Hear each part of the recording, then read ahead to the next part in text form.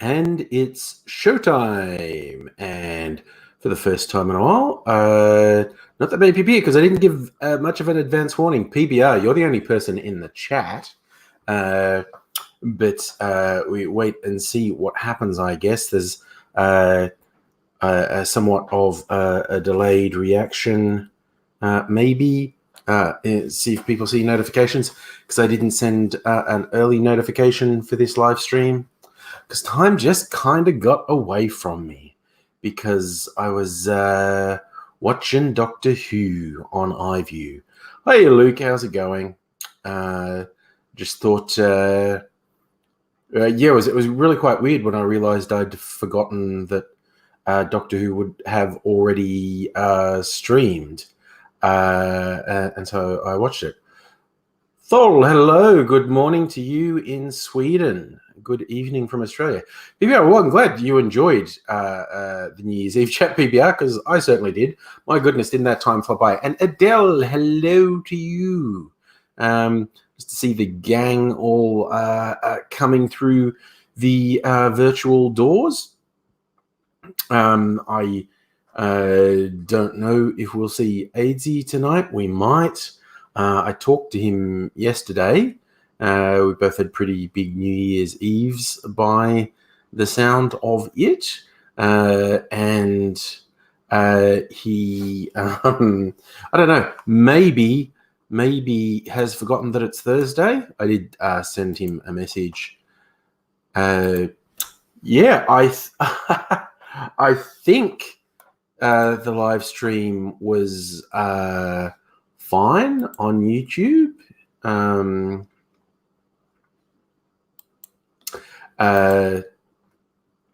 Let me see. My channel. Is it all there? All like 7 hours of it. Sure looks like it. 7 hours. I think might be an 8-hour limit on YouTube for live stream. It tells you old for this. Me or you or Aidsy? I'm not sure. I kind of caught up with me yesterday because like the live stream went to 3 a.m. to see in the Perth New Year's Eve, and then I didn't even sleep in that much. Like I got up by about 8 a.m. and Gleaser, you're older than me. That is, I guess, true. Yes. I didn't. Yeah. So I got up at about 8 a.m. and then managed to last through the day. I did have a bit of a lie down. I didn't really go to sleep. So I chatted with Aidsy for about half an hour, and I lay down, and then my offspring texted me and saying, "You pick us up," and they were out at their mum's family's place. So I said, "Yeah, I'd go get them." Didn't really get to sleep. Luke, I am actually already quite grey. Just being a vain mofo, I colour my hair quite often. Usually, I can't be bothered maintaining it, like in my beard. And the beard, the grey shows up in the beard a long time before it shows up on my head hair. Hey, Justin, how are you doing? You had a 2-hour nap, Adele. That's fair. Yes, I rocked into work today. I only took yesterday off. And really, oh yes, yeah. No, having fatigue issues, I completely understand where you're coming from. Justin, glad not to be in Canberra. Yes, for those who missed Australia's record-setting news, Canberra has the worst recorded air quality of any city in the world. I think that was yesterday. It's probably today too. And that's because of the bushfire smoke. And Canberra's not even on fire because Canberra is somewhat susceptible to fires, but they don't have any in their immediate vicinity. It's just all the way up the New South Wales coast is fires, and the poor Canberra got some unfortunate wind conditions that has made all the fucking smoke settle on Canberra to really toxic levels. And that's the other thing that I know people have been mentioning, but hasn't really been closely addressed, because we just don't fucking know when these fires are going to stop, because they're too big to put out. It's like everyone said, well, we need really full-on drenching rain, which there is no forecast for. Well, so great.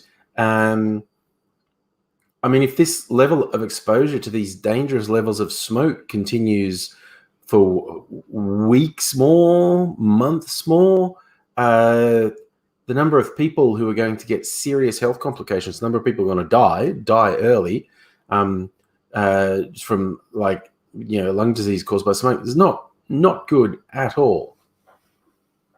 Big Bad, as you think the politician should be in Canberra this time of year? Yeah. Oh, a message from AZ. What's he up to? Is it a yay or a nay?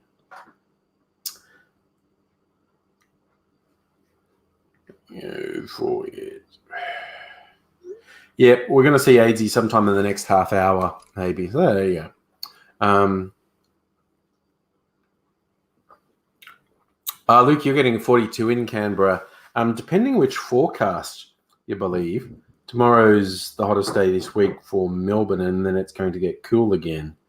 They have lowered it to 33. It was higher than that before, and then down to 29 and 18 on Sunday. What the hell is that about? Okay, so it's going to be warm tomorrow, but not brutal. 42 is boom. Yeah, Glee, I think wearing the breathing mask is a pretty good idea. It's if you have any sort of respiratory problems at all, this is not good. Luke, didn't I say 42 in Adelaide? I don't know. But yes, Adelaide's been copping it far worse than Melbourne so far this summer. I feel like we've been so lucky in Melbourne, having missed the worst of the heat and the worst of the fires that everyone else has been copping since November. I feel like we're really going to pay for it in January and February, which is when it is usually hottest. Certainly when it's usually hottest in Melbourne. It's when we normally get a few heat waves. Christ, it's just the fucking start of summer. The next couple of months is, Jesus, not good. PBR, did we only get up to 2016 with movies? We should finish our movie reviews, because that was kind of fun revisiting what movies came out each year. What does El Google tell us came out in 27? Okay, straight out the bat, the one that I'll probably rank best film of 2017, Get Out. Jordan Peele's directorial debut. Such a good film. Such a good film. A few good films. Wonder Woman came out in 2017, which I think is probably DC's best film. Dunkirk, that was pretty good. Thor Ragnarok, one of my favorite of the Marvel Universe films. Taika Waititi directed. Logan came out in 2017. Logan was good. Blade Runner came out. Blade Runner 2049, of course. That was okay. Baby Driver, that was a good movie. I liked Baby Driver. Last Jedi came out, which was friggin' awesome. Wow, there were a lot of good films in 2017. The Shape of Water. Lady has sex with a fish man. Lady Bird, a lesser seen indie film, but I saw it. It was good. Call Me By Your Name. I didn't see that, but I heard good things about it. The first really shitty one off the list. Possibly might be voting this for the worst major studio release for 2017, Alien Covenant. Man, how much do they fuck those fucking alien movies they've been making for the last couple of years? They're just dumb and illogical and really annoying. What has come out? The Post. Meryl Streep and Tom Hanks. Haven't seen that one either. Spider-Man Homecoming. That was fun. That was the first of the new Spider-Mans, wasn't it? Was it? Yes, it was. It was the first of the new Spider-Mans. And Oh, Mother, a really weird film with Jennifer Lawrence that I only watched the start of. That seemed like a weird sort of psychological thriller. John Wick Chapter 2, pretty good if you like John Wick. Guardians of the Galaxy Volume 2, that was fun. I enjoyed that. Florida Project, I didn't see that. War for the Planet of the Apes, that was pretty fucking stupid. Good Time, I don't know what that is. The Killing of a Sacred Deer, heard of that, didn't see it, so I don't know what it's like. Logan Lucky, that was a weird sort of action comedy with Daniel Craig and a few other notables in it, notably Adam Driver, your man from Star Wars movies and others. That was okay. It was a bit weird. Maybe I wasn't watching it closely. I, Tonya, I saw that, the film about Tonya Harding. Did anyone see the Tonya Harding film? I thought that was pretty funny. That was pretty good. Oh God, Disney's live action Beauty and the Beast, which I didn't bother to see. I've never seen the animated Beauty and the Beast, actually. The Big Sick, that was a great one. Kumail Nanjiani, probably pronouncing his name wrong. His first feature film, that was very good. It's like a Batman movie, which I didn't see. The Disaster Artist, the dramatization of the making of the world's worst film, The Room. Dr. Wonder, I think Trump smiles better than John McCain. Yeah, John McCain maybe had a partially paralyzed face to excuse his horrifying attempt at a smile. Trump's just weird and not human.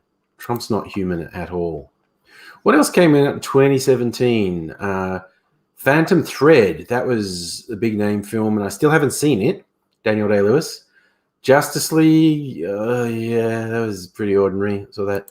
Girls Trip, which I heard good things about, but haven't seen. A Ghost Story, again, heard good things about that, but haven't seen it. Coco. That's probably the most beautiful Pixar film, honestly. Coco. That was pretty good. Hey, how's it going, Bunny? How's it going, mate? I got reminded I stopped reviewing films at 2016, so still doing retrospective 2017. Oh God, Ghost in the Shell. That kind of had moments, but and Aidsy would jump up and defend this, but I'm of the school of thought the casting of Scarlett Johansson was horseshit. He always defends that. I'd say horseshit. Was it Okja? I think I've heard of that, but I didn't see it. It comes at night. Oh, Kong Skull Island. I saw that. That was pretty forgettable. Oh, 3 Billboards Outside Ebbing, Missouri. I like that. A lot of people came down on it. And there was that weird redemption arc for the racist cop that he didn't deserve. But the Kingsman sequel, The Golden Circle, that was okay, but stupid, but it never sort of pretended to be anything apart from stupid. The first part of It came out. That was okay. I'm just not really into horror films. They don't scare me, and I'm not that interested in them. All the Money in the World. The first Jumanji remake came out in 2017. Who's that saying, Luke, you saw the new Jumanji a few days ago? PBR, you reckon Bad Mums is better than Girl Trip? I don't think I've seen Bad Mums either, actually. What else came out? Annabelle. No, I didn't see that. Tom Cruise in American Made. That was okay. I watched that. Atomic Blonde. Charlize Theron as the kick-ass spy lady. That was okay. Oh, Christ, another Transformers film came out. Didn't even bother to watch that. That was the one that somehow brought in the King Arthur stuff, I think. Those movies are so fucking stupid. The Dark Tower I did watch, and that was pretty fucking ordinary. Still haven't seen the Emoji Movie, one of the worst reviewed movies ever. Still haven't seen it. There's also a Lego Ninjago movie, The Mummy, the really shitty version of The Mummy with Tom Cruise, which I saw bits of, but I never saw through. Oh, and Boss Baby came out. Apparently a quite stupid animated film. Didn't bother seeing it because it looked very stupid. Oh my God, Dr. Obama, I misread that for a second. You wrote in all caps, and I thought you said AOC got electrocuted. But you're actually saying AOC got elected in 2018. I said those PBR, Spider-Man Homecoming and It. I haven't seen It Part 2. I'll just wait till it's on like digital release and see it then. The Gun Bunny, your daughter loves a Boss Baby. I'm assuming she's the target audience. But no, I never bothered to watch Boss Baby. We continue our review. What came out in 2018? Black Panther. That's one of the best Marvel films. Love Black Panther. Incredibles 2, which was actually pretty good. Not absolutely fantastic. It was pretty good. Avengers Infinity War. That was okay. Annihilation. And that film really weird. And honestly, I reckon Annihilation was quite underrated. I saw it on, I think it was a Netflix film. I saw it on Netflix. I thought it was quite underrated, actually. Not absolutely fantastic, your greatest film ever, but it had some interesting stuff in it for sci-fi. Quiet Place. That movie, like, there was good tension in The Quiet Place. That was the one because of some weird alien invasion thing, and they tracked you by sound that they, killed most of humanity, and that's a family hiding out, trying to be quiet. It had good moments of tension, but that plot device of the aliens tracking you by sound was fucking dumb as hell. It's like, and we were never able to fight them. If they're attracted to sound, you know what you do? You put fucking loudspeakers in a stadium, and when they all go in it, you drop a mini nuke on them, for fuck's sake. It was like the dumbest plot device. It would have been so easy to lure them to one place and bomb them. That just really annoyed me, and for me, undermined a lot of the good tension. Black Klansman, that was pretty good. A Star is Born, I still haven't seen. Or at some point. The weirdest thing is, I didn't even know they were making A Star is Born. First time I was at the cinema watching something else, and a trailer for it came on, and it just had Chris Christopherson doing the singing bit. And I just saw him doing that. I was just thinking, weird. Bradley, what's his face, looks like he's channeling Chris Christopherson. And then it turns out to be a remake of A Star is Born. He's channeling Chris Christopherson. So I haven't seen that. Oh, Spider-Man Into the Void. That could be one of my favorites of the year, I reckon. That's such a good film. I want to see more films done in that style. Hereditary. Again, a lot of people like Hereditary. It's a horror movie. I just don't get into horror movies. Mission Impossible Fallout, that was okay, but the escalation of the stunts just felt silly to me after a while. Aussie Gun Bunny wants me to watch Boss Baby. I honestly don't see that happening. Oh, God, Luke, the new Ghostbusters movie is going to suck. They're pandering, and it's like they're also trying to literally cash in on fucking what do you call it? The Netflix series Stranger Things. It's got the kid from Stranger Things, and it's just like, no, it's gonna suck. The new Ghostbusters movie is going to suck. You heard it from me first. What else came out? Deadpool 2, which was fun. The Favorite, that was a good film. That's like an art house film about the lesbian queen. Eighth Grade, Bo Burnham's debut film. That was a very good film if you haven't seen it. Very good.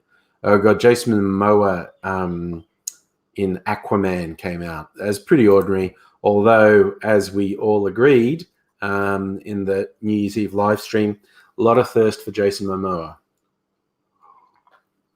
And I agree with you, PBR. Toni Collette was very good in Hereditary. But overall, Roma, I heard lots about that, but I never saw it. Ant-Man and the Wasp, that was kind of fun. Widows. This is a weird thing. Widows was a movie I went to see in the cinema, and it was in summer, and their air conditioning broke, and it was intolerably hot, and I was thinking, I'm not going to make it through this, and the digital projector overheated and the film glitched out, so I never saw it, and I've never gone back and see it. I know, right, PBR, Stella and Jason Momoa was a deadly combination. What else came out? Leave No Trace, never heard it. Oh, Tom Hardy as Venom, that was like vaguely entertaining, but not great. The Moon one, First Man, it was okay, something good. Oh, here was another good one I saw. Can You Ever Forgive Me, which was inspired by a true story. That's worth seeing if you haven't seen it. There's another Netflix film, The Ballad of Buster Scruggs, which was actually an anthology of Western short films. I thought that was pretty good. Again, not legendary, but pretty good. I've got the Jurassic World movie, Fallen Kingdom, whatever the fuck it was called, came out. That is not good. I still haven't seen Ready Player One. Every now and then I get asked about Ready Player One, but for some reason it's still not on like the digital streaming services, so I haven't seen it. If Beale Street Could Talk, I've heard that's really good, but I haven't seen it. Sorry to Bother You is pretty good. A lot of people raved about it, and I don't know if it's because all those rave reviews sort of had my expectations too high, but I didn't really get it. It's pretty good, but it's not like my favorite of film. Bohemian Rhapsody, that was entertaining. Isle of Dogs, that was a quite good stop motion animation movie. It's worth seeing if you like that sort of thing. Rampage, very, very silly movie with The Rock in it. Crazy Rich Asians came out in 2018. I really enjoyed that. I thought that was great, actually. Just, rom-com, but I thought Crazy Rich Asians was really good. What else came out? Oh, God, there was a remake of Suspiria, weird Italian horror film from the 70s. I haven't seen it, so I don't know what it's like. The Grinch, I never bothered to watch that version of The Grinch. Never bothered to watch Ocean's 8, the lady version of Oceans. The Meg, the giant shark movie with Jason Statham. I watched that. That was pretty much as stupid as I thought it would be. Could we get a movie on The Dismissal? There was a very good TV miniseries of The Dismissal made in the 80s. I quite enjoyed that when that was on. Oh, actually, Gone Bunny, you want the digital release of Long Tan? I did go and see Long Tan. It's good. I was really hoping they didn't do bullshit artsy stuff. Like there was one of the worst examples of that I saw. There was an Australian film of Kokoda a few years back. It was fucking shit. Yeah, really nice visuals and whatnot, but it's like they got so obsessed with being clever, they didn't make a movie that would appeal to a fucking audience. Really fucking annoys me when Australian filmmakers do that. They're just going to be really clever, going to be beautiful. You get all these Australian films with really good production values, really good direction, cinematography, set design, costumes, good actors and all that. But it's just not a story anyone wants to fucking see. It's I'm not bound by that Hollywood idea of the 3-act structure. Fuck you, you wanker. Make a film someone wants to see. So, personal view, Kokoda was a shit movie, but Long Tan's good. Danger Close. The Crimes of Grindelwald came out in 2018. Here's possible unpopular opinion. That first spin-off, Fantastic Creatures and Where to Find Them, I thought that was better than any of the Harry Potter movies. Maybe because it wasn't kids. Maybe I got annoyed at the kids in Harry Potter. I don't know. But I thought Fantastic Beasts and Where to Find Them was better than the Harry Potter movies. But Crimes of Grindelwald was fucking shit. And they did. I think the thing that really annoyed the fans is they just arbitrarily put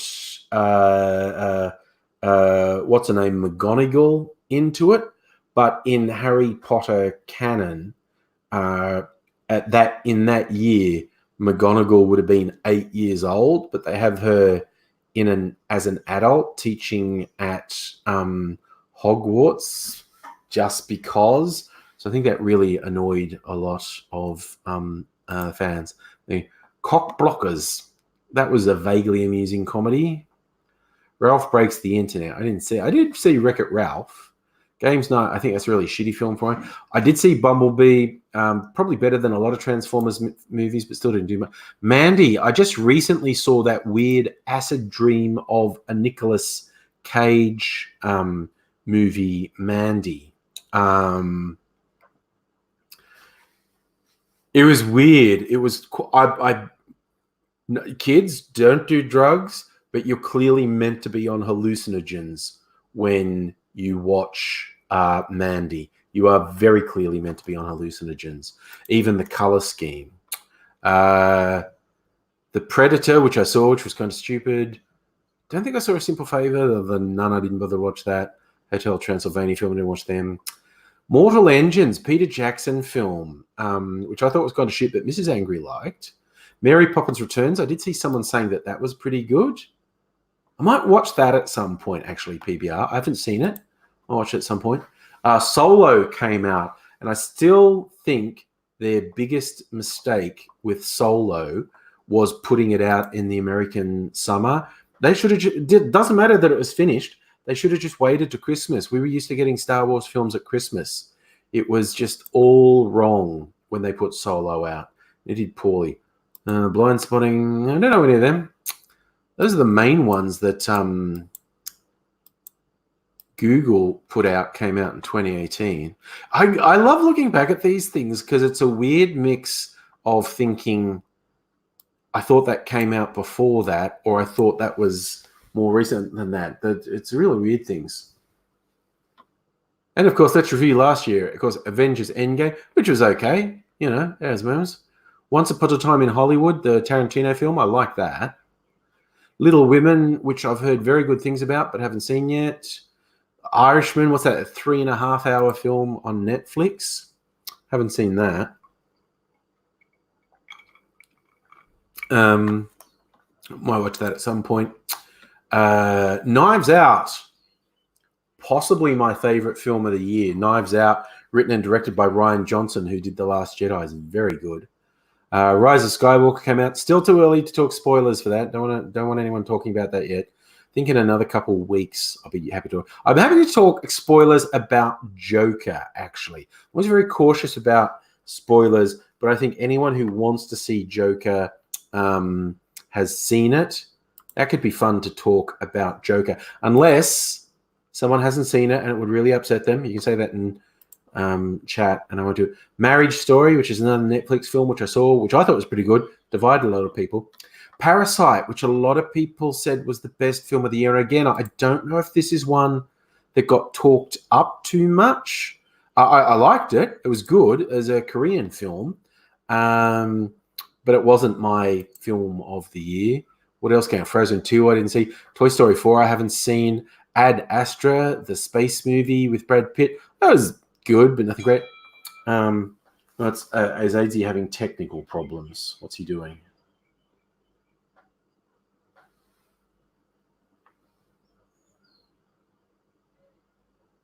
Okay. No, he's had issues. We're not going to see Easy. Fair enough. Jumanji came out. What else came out? Ford versus Ferrari. I haven't seen that yet. I haven't seen John Wick 3. I did see Spider-Man Far From Home. That was, amusing. I haven't seen Booksmart. I heard that was good. Captain Marvel. That was entertaining. Live action Lion King. Fuck that. Cats. No, fuck that. Everyone is freaked out by that. The Lighthouse. Ooh, that one looks weird. Has anyone seen ads for The Lighthouse? It's this black and white square perspective, like not widescreen, it's square. It's black and white with Willem Dafoe and what's his name in it? Robert, what's his name? No, I'm forgetting. Farewell, Uncut Gem. That's the Adam Sandler one. Is that a Netflix film as well? I've heard that's good. Like, once every 10 years, Adam Sandler does a good film. like Punch Drunk Love or whatever. 1917, I don't think is out here yet. Spies in Disguise, Terminator Dark Fate. Everyone thought that was shit, yeah. Doctor Sleep, I also didn't see. Bombshell, the one about Fox News. As if I'm supposed to care about those fucking women from Fox News. Nah, yeah. Aussie Bunny, I think your daughter would probably enjoy Cats, but as an adult, I think you might get the nightmares that everyone gets from it. Rocket Man. I did enjoy that. That was the Elton John biopic. Still haven't seen Alita Battle Angel. I haven't seen Zombieland Double Tap. Jojo Rabbit. Okay, Jojo Rabbit might be my favorite film of 2019. Still haven't seen Detective Pikachu. It Chapter 2. Portrait of a Lady on Fire, I've heard good things about. Might see that at some point. Didn't see Godzilla King of the Monsters or Rambo Last Blood. These are all ones I'm going to wait to be a... the Eddie Murphy film, Dolomite Is My Name, a Netflix film. That was really entertaining. Did anyone see Dolomite Is My Name? Incidentally, if you get Amazon Prime, you can actually get the original Dolomite movie that the Eddie Murphy film's dramatizing. Dolomite is on classic blaxploitation film is on Amazon Prime. There was that Fast and Furious spin-off, Hobbs and Dick Knows, whatever it's called. Yes, another Charlie's Angels remake that no one liked. Fighting with My Family, I heard good things about, but I haven't seen it. That Will Smith film, Gemini Man, I don't even know if that came out in Australia, but I'm not really... and another war film, Midway. I don't know if that's any good. But of those ones, I'm revisiting. My favorite year was going to be between Jojo Rabbit... That's actually... Jojo Rabbit's probably my favorite film of the year, actually. Taika Waititi's film, really good. Yes, but one of the more contentious films of the year was definitely Joker. I liked it. Yeah, not my favorite film of the year, but I liked it. And I was... I had a lot of trepidation because the filmmaker wasn't doing himself any favors in the lead up. He was really sounding like a complete dickhole, honestly. He was sounding like a jerk in the lead up to the release of Joker.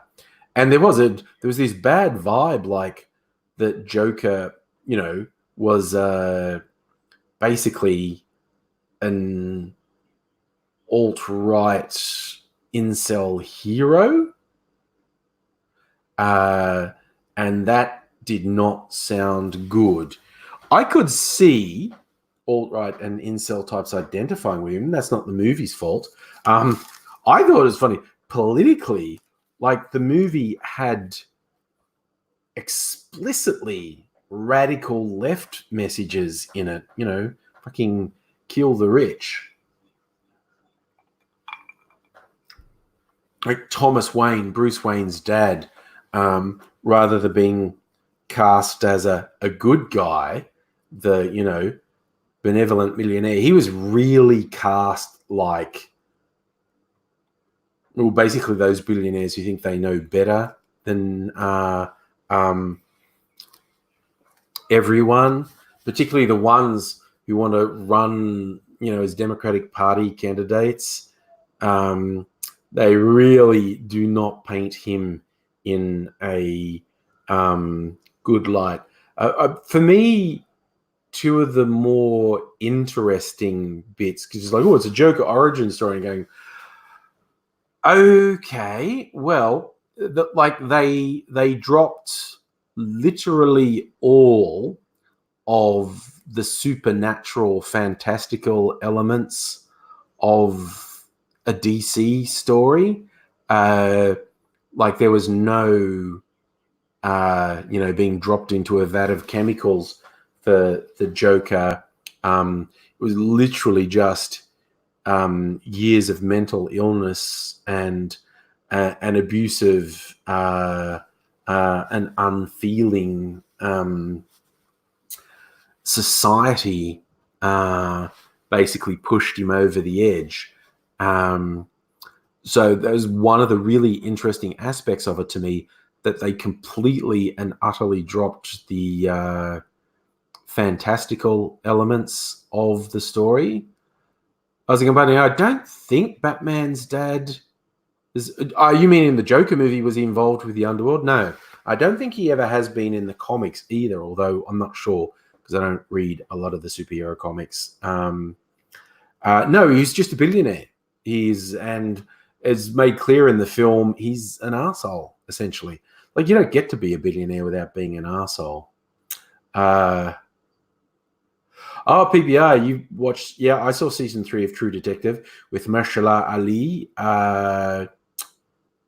That's right. Yes, the guy who played Thomas Wayne in Joker was in True Detective. Yes, season 3 was quite good. Like all of the seasons of True Detective, there was lots of time jumping in it, things happening at different time periods and whatnot. But a really nice touch, the thing they did that was different to the other series, started with the lead guy, Mahershala Ali, being very old, and he's like an onset of dementia or Alzheimer's. And so the device basically was he was never sure what time he was in. Like we're watching flashbacks as an audience, but then occasionally it's like he's having the flashbacks because his cognitive abilities are a bit impaired and he's not actually sure what time he's in. That was a really good aspect of season 3 of True Detective, in my opinion. It was pretty good. But the other bit that I liked or thought was funny in Joker, he does see a young Bruce Wayne, and I mean a young Bruce Wayne. Like, so, like Joaquin Phoenix is 40 something. I don't know if I'm older than him or younger than him.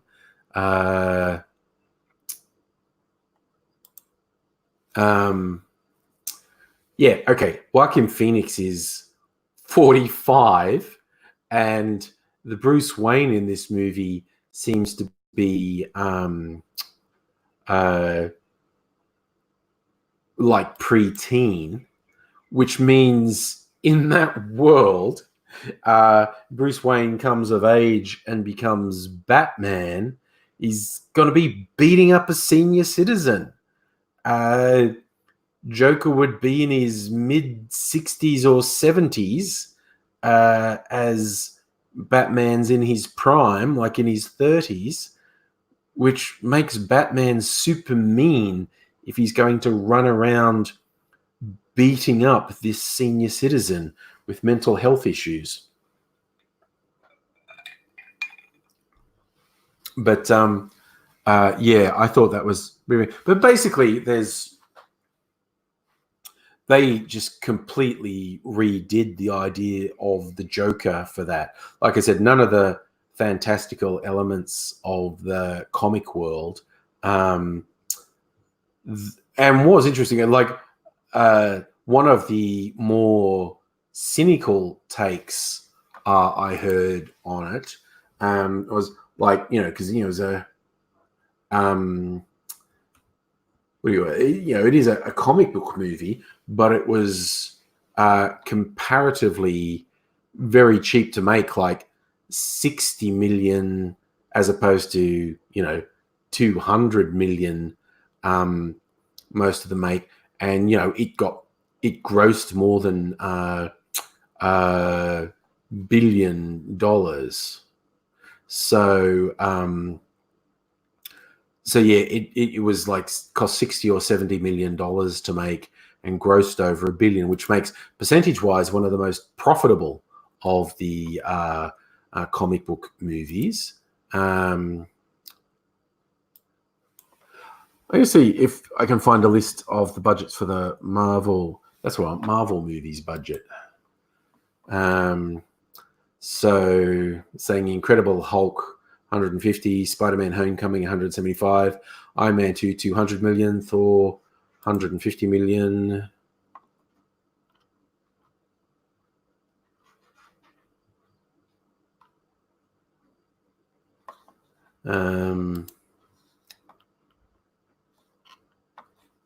Oh, wait, that's not what I wanted to see. Why did it do that?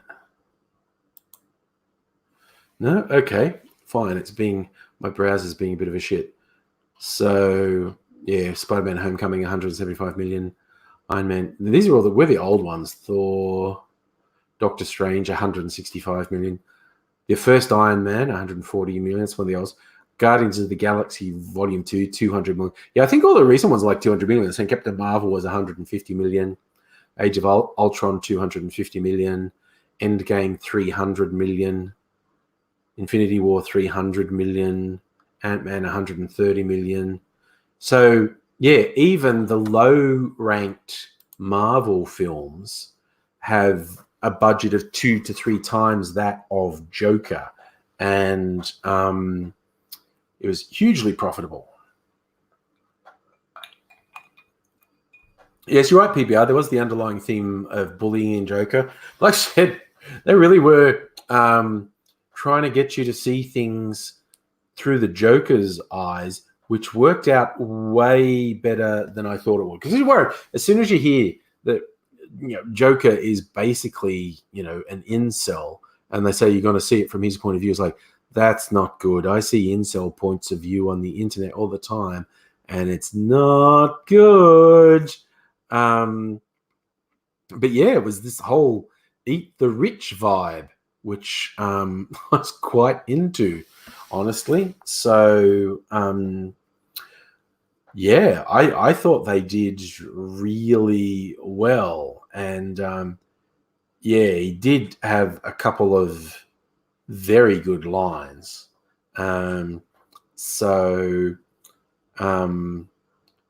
Yeah, because people love going for theories and some stuff. Apparently, there's one theory, because surprise, surprise, he does end up in a mental institution at the end of the movie.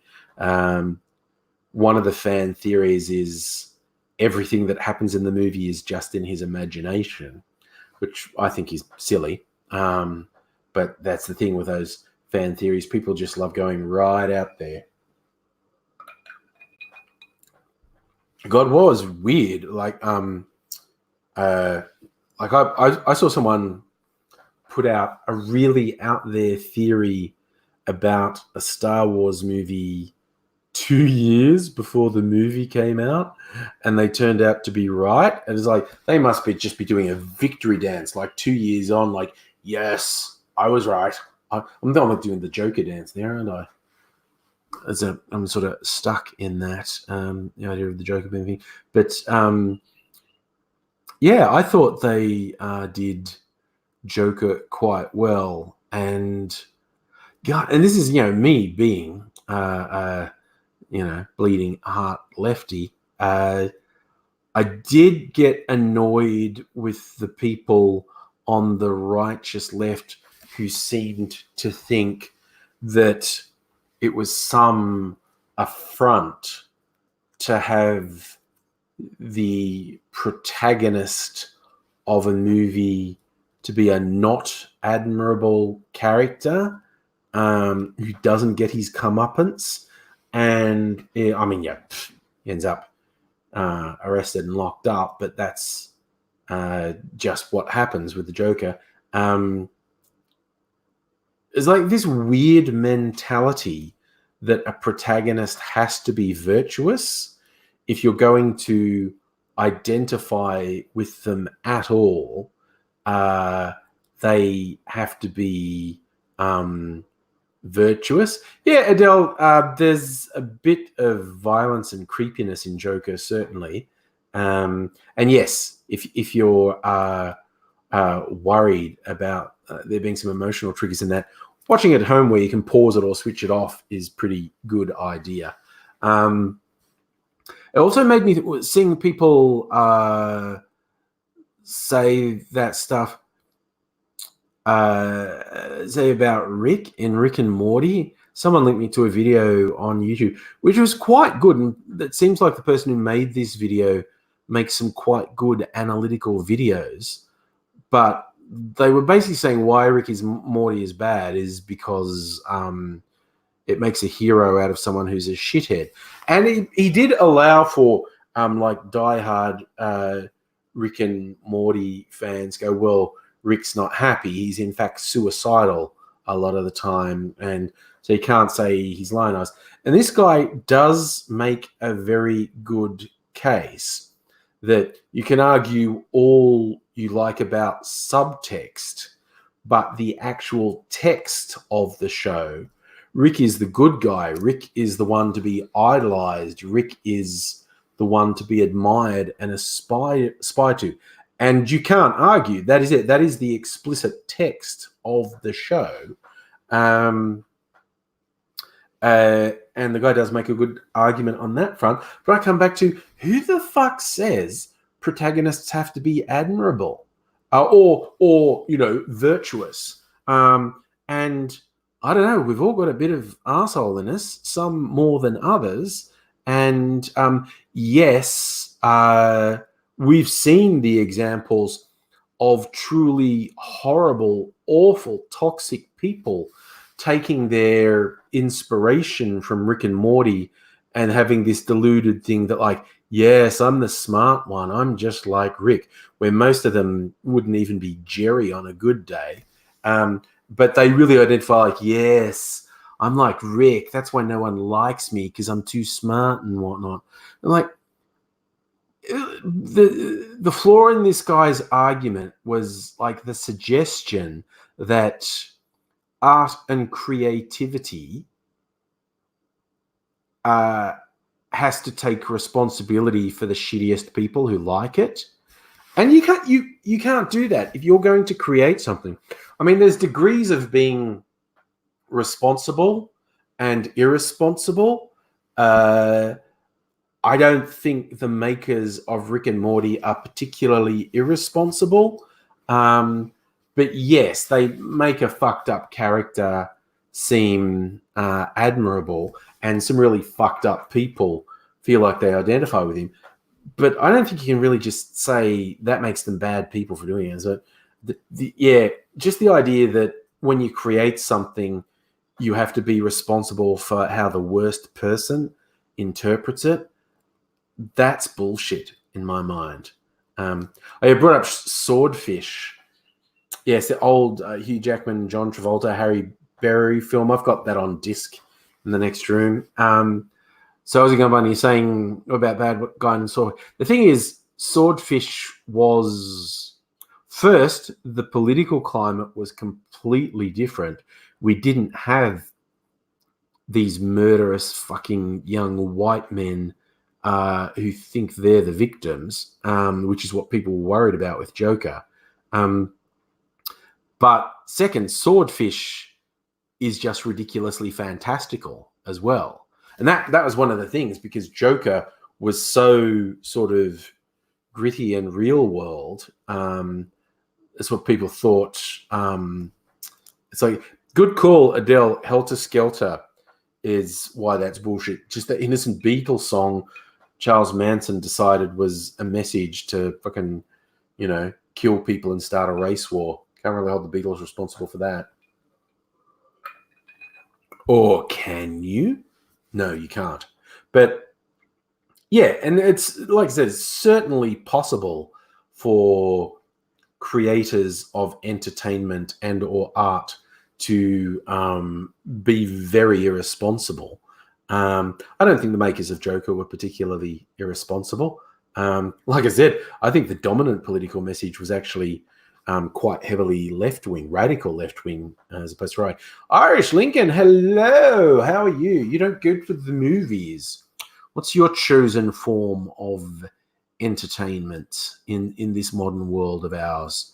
There are, of course, many options in this big wide world. I go to the movies reasonably often, usually at least once or twice a month, and then I usually watch a couple on TV as well. So I probably see probably at least 3 or 4 films a month, which is not that much. There are people who see that many a week, or probably not 3 or 4 every week. PBA, you think Helter Skelter's the first hard rock song, heavy metal song? I think you could get into a great argument with music historians and music buffs. I am not that big of a historical music buff to have a strong view on that. My favorite podcast that I bring up all the time. How's it going, buddy? Got to drive to work. Have a good evening at work, my friend. Uh, yeah, my favorite podcast, the Blind Boy podcast.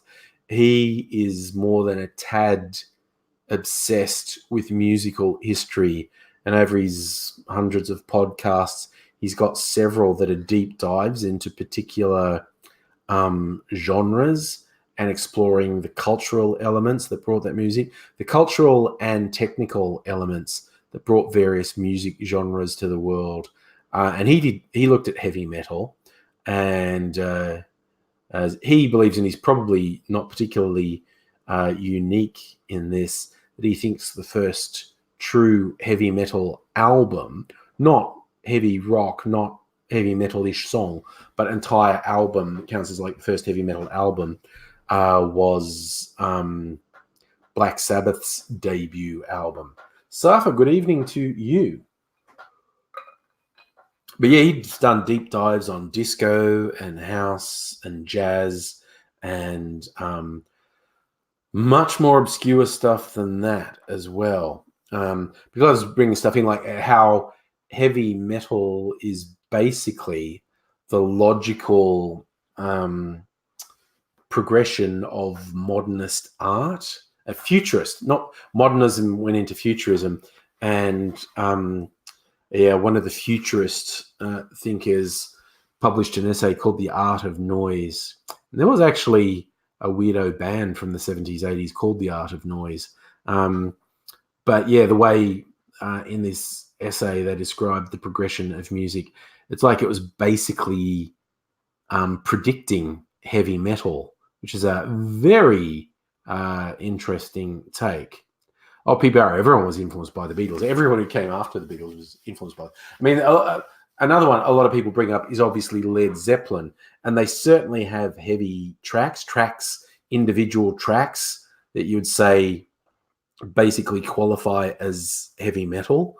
But Blind Boy makes a pretty good case that in terms of first full-on heavy metal album was Black Sabbath's first album. And there was this interesting element of it, like the lead guitarist from the band was working in a steelworks, and he cut the tips of all his fingers off in an industrial accident, and it made it so he couldn't play the guitar properly anymore. So he had these little hard prosthetics put on the end of his fingers, so they were long enough for him. But because they weren't human fingers, they were hard things, it made a really particular sound when he played guitar.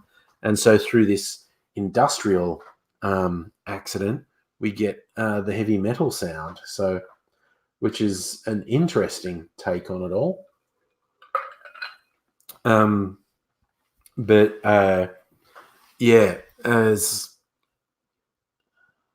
Yes, PBR Art of Noise did do a track with Max Headroom, Paranoia. That was later in Art of Noise's career. I have to admit, I'm more of a fan of their earlier, basically noise track. So, but they were only formed in 1983. For some reason, I thought they were formed in the 70s. Looking at their Wikipedia, it says they were formed in 83. The debut EP, Into Battle with the Art of Noise, and their first full-length album, which I had, I think was Who's Afraid of the Art of Noise. Yeah. And they went through a few lineups, I remember. They Invisible Silence, I remember.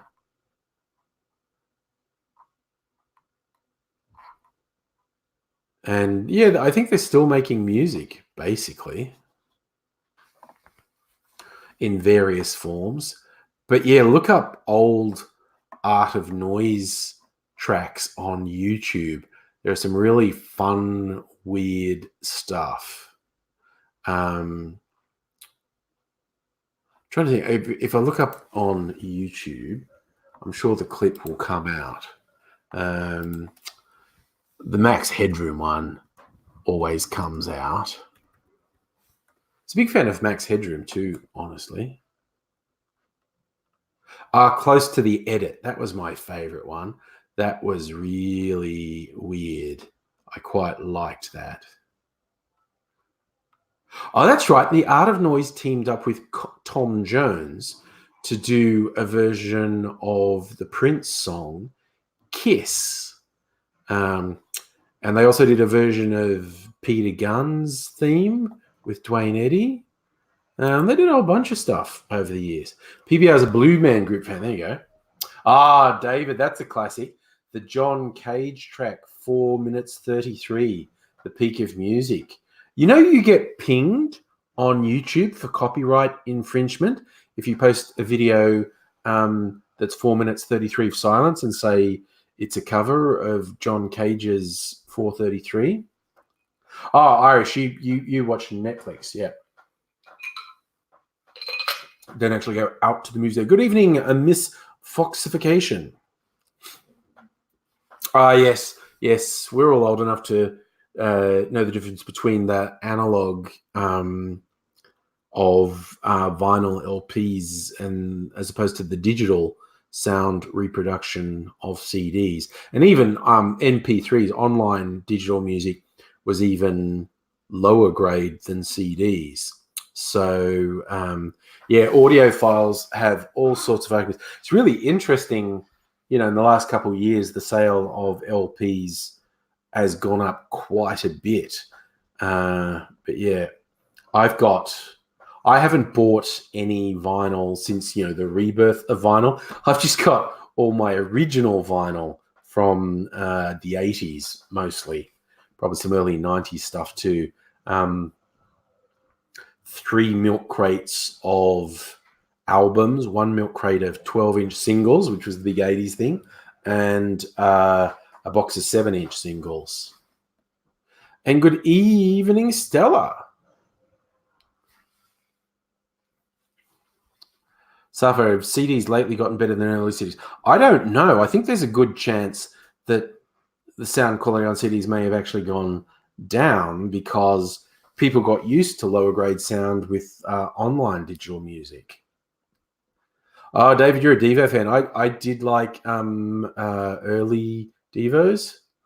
So where do I keep the records? They're in the spare room in there where I actually shoot my videos.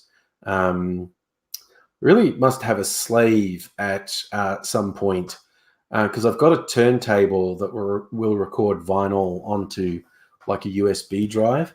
I need a slave to convert all my vinyl to digital so it's easier to listen to it. So you've recovered by laying around doing sweet FA. Nice. Oh my God, you've got the catastrophic fire condition. It's fucking everywhere. Now it's in Western Australia. There's been all through New South Wales, and they were in Queensland for a while, and it seems to have quietened down in Queensland. Adelaide, of course, or South Australia has had a very bad run, and now we're getting very bad fire conditions in northeastern Victoria. Just fucking nightmare material, absolute nightmare material. And most places, the places with high risk catastrophic fires, are getting heat wave conditions over the next 2 days. This is the thing that does my head in. Not just that I've been making videos for 2 months saying these fires are fucking terrible, but each time I've said, and it's only going to get worse, because the fires always get worse in January, February, and even March. And they've been fucking catastrophic since November. And they just keep getting worse, which is just fucking abominable. So And yeah, they're going to get worse. This weekend, they're probably going to get worse. Tomorrow and Saturday, probably going to get worse. More and more areas keep getting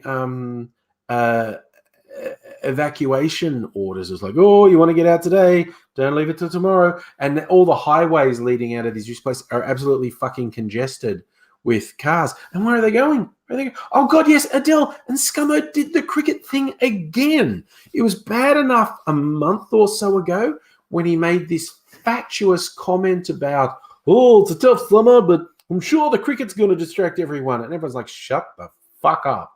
But he said it yesterday or today. It was either yesterday or today. He fucking said it again. Like, no, sure, the cricket's going to inspire everyone. It's like, you are such garbage.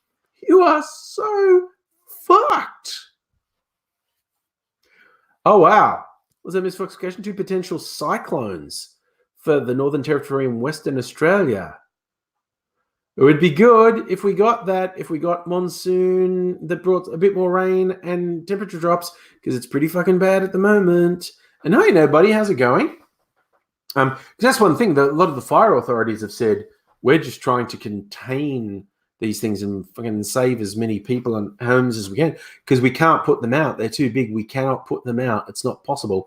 We need absolute huge deluge of rain, which simply isn't forecast. It's not forecast till like April. And it's like, oh fuck. I'm not all surprised PBO is saying evac from Malakuta is taking 7 hours to move 7 kilometers. I know the Navy is bringing in some boats to maybe pick some people up off the beaches. Albanese is actually showing a little bit of spine, a little bit of leadership.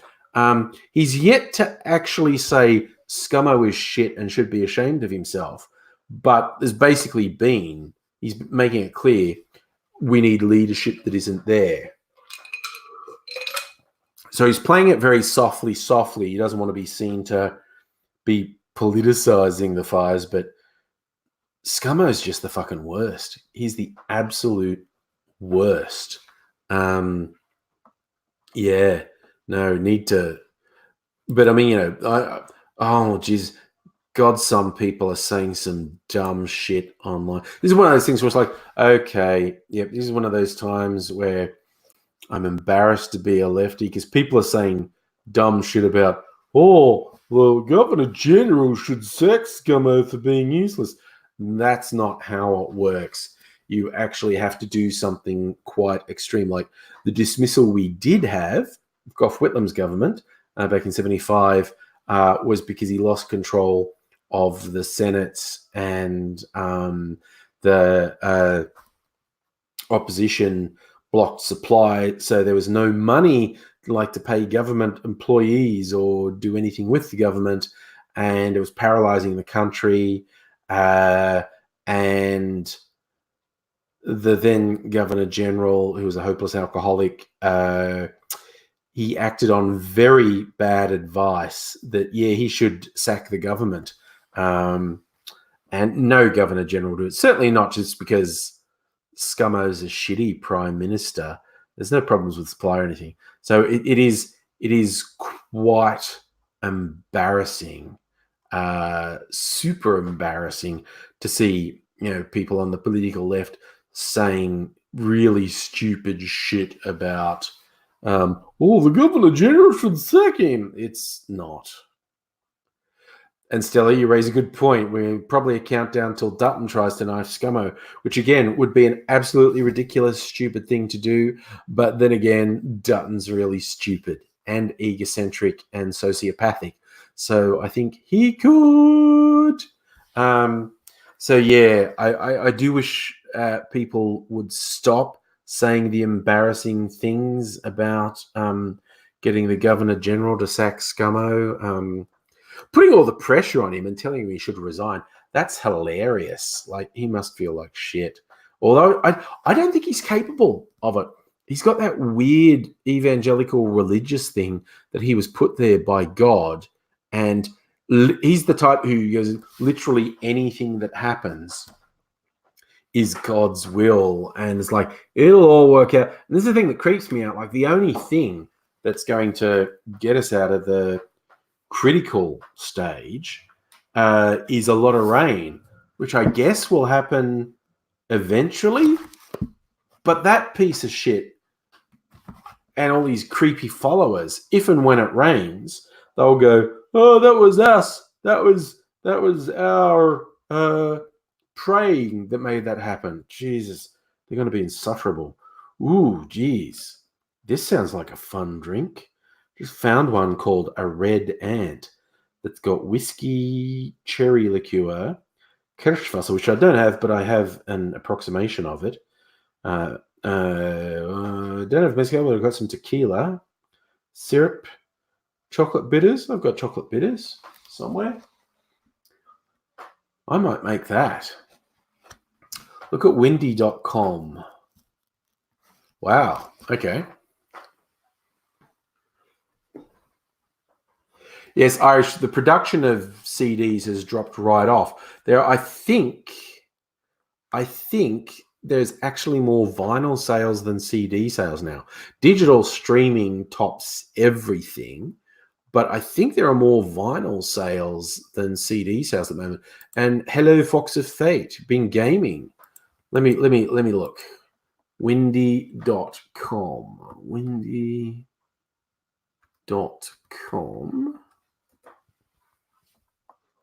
There we go. Settling on Australia. Okay.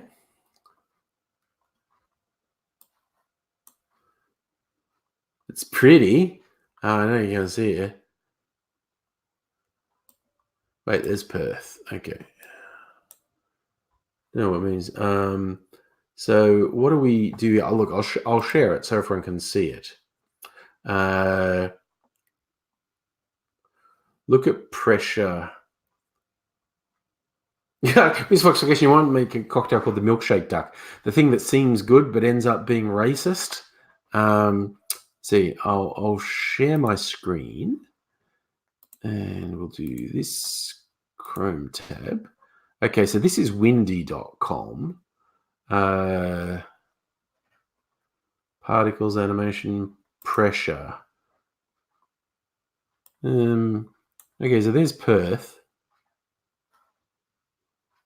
I don't know what I meant to do. Rain? Oh, God. Oh, here's an Australian temperature map. That looks murky, doesn't it? Very hot on the inland. You see the temperature scale, the amount of places they're going to get 40 degrees.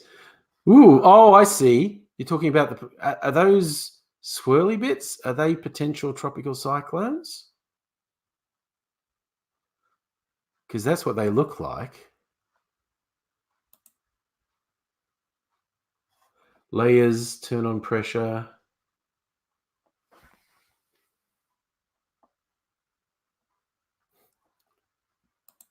So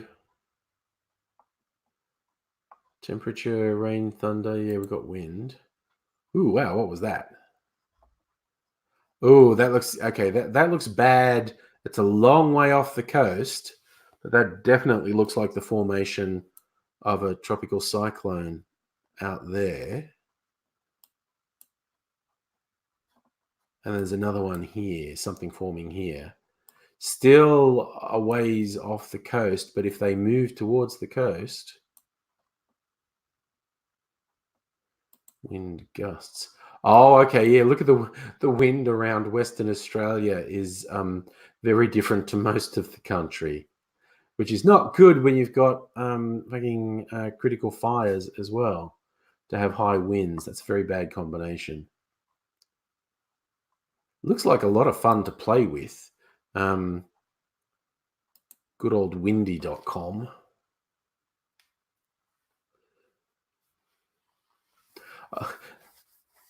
So Miss Fox section says normally severe storms down there, so we don't have to worry about that. Okay. Yeah. Oh well, you're saying Lara Bingle, she actually did the call out on Scummo with where the bloody hell are you? What would be in a Miss Foxification? You were saying a milkshake duck cocktail. What would be in a milkshake duck?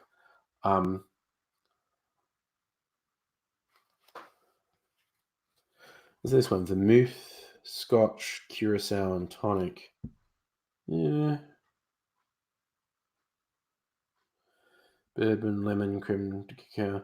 So that's just a whiskey sour, but with some creme de cacao, which actually sounds nice.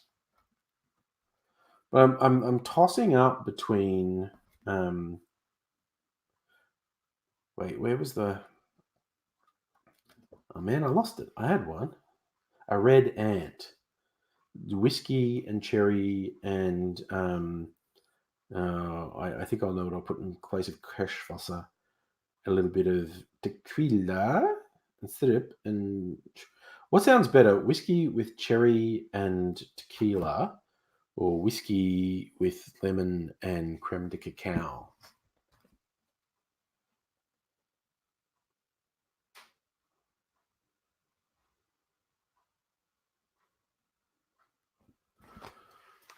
Oh, misclickation. I didn't see how to click through days, actually. So that was the thing I missed in there. So yeah. I think that Adele's already nominated the cherry and tequila. That one did catch my eye. It's called a red ant. What did you tell us about a red ant? The cocktail renaissance boosted the profile of two long-ignored spirits, rye whiskey, which had largely been absent from American glasses since Prohibition, and mezcal, misunderstood Mexican spirit that doesn't come into the US until the 21st century. Rye and mezcal rarely meet in the mixing glass, but this drink from New York bartender Thomas Wall, formerly of Alembic in San Francisco, and later at New York City's Death & Co., before opening the Jules Verne's ZZ's Clam Bar in 2014, manages to straddle the divide, with sweetness from Danish cherry liqueur, little funk from the unaged cherry brandy. The Red Ant, named for Rio Hormiga, Colorado Red Ant River in Oaxaca, is borders-blurring cocktail with rich... I'm going to do tequila rather than mezcal because I don't have any mezcal. Used up my mezcal. Nobody's got to have a shower. Well, you got when you got to do it, you got to do it. All right. I'm going to try making a red ant. First things first, get my glass. A little bit of big ball of ice in my glass. Again, not strictly kosher. I'm going to do it anyway. Get my ice ball mold. Ooh, what's missing? See, I showed the mold because you have the halves in there, and so you have nice balls of ice. So do that. Squeeze my balls, as the saying goes. All right.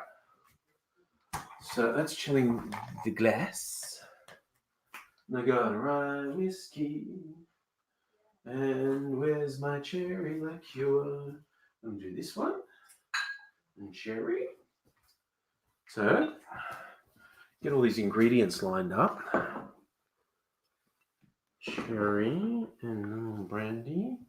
And a little bit of tequila. Is that the tequila? That's the tequila. Jose Cuervo Tradicional. And sweetener. Oh, now my bitters are all down here too. It says to use a chocolate bitters, which I actually have, if I can find it. Chocolate bitters. I've got chocolate bitters.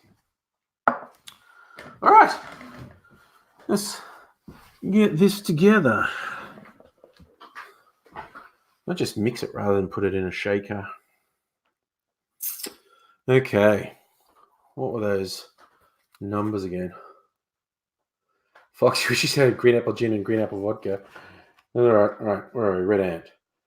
Shot of whiskey, half a shot of cherry, half a shot of Kirschwasser, tiny bit of tequila, tiny bit of sugar syrup, and dashes. That's okay. I can remember that. All right. So, rye whiskey. Green apple. Yes, I agree with you, P.R. Sounds a bit Dr. Seuss. I do like green apple and gin. Okay. Some rye whiskey. All right. Do a little bit of the cherry liqueur. Alrighty. That might be a bit much, but I'll survive. I might have been meant to put a little bit less than that in. And Kirschwasser, which is apple brandy. This is related. Obstwasser. It's a different thing. I think this is apple and pear. So it's very close. And it's almost gone. It's a neat bottle, sort of diamond-shaped bottle, or a rhombus parallelogram shape. It is a parallelogram shaped bottle, actually. Last of that, just a little bit of this one. That goes out in the recycling now. And we just want a tiny bit of tequila to give it a bit of smoke. Tiny bit.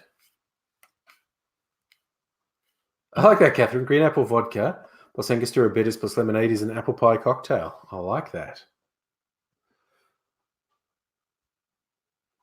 Stella, what we are going to have an alcoholic cocktail with a little bit of tequila. Maybe a little bit more. That's probably enough. A little bit of tequila. A little bit of agave syrup.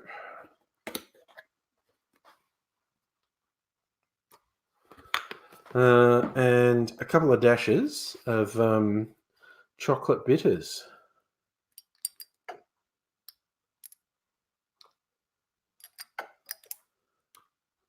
All right. Now we'll mix it the very scientific way. It's what all your bartenders do when you're not looking. Just mix your drink with their finger. I'm only at home. I'm not trying to impress anyone. Ooh, that tastes interesting. Right, so this is a slight variant on a red ant. It's a nice amber color.